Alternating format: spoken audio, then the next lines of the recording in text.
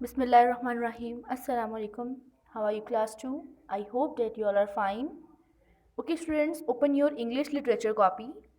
आज हमने English literature copy पे क्वेश्चन आंसर राइट करने हैं। जैसे कि आप जानते हैं कि हमने क्वेश्चन ए और क्वेश्चन बी कर लिया हुआ था। आज हमने सी और डी पार्ट करना है।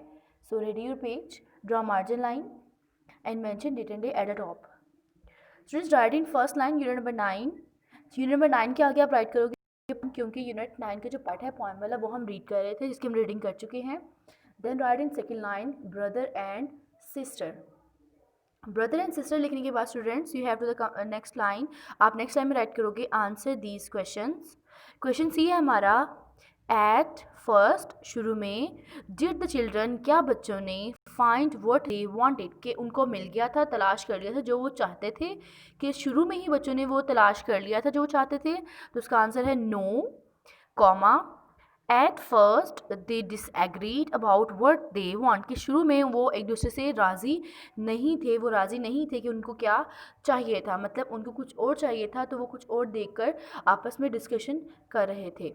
तो ये कि नो एट द फर्स्ट शुरू में वो डिसएग्री थे कि उनको क्या चाहिए था। ये क्वेश्चन सी है।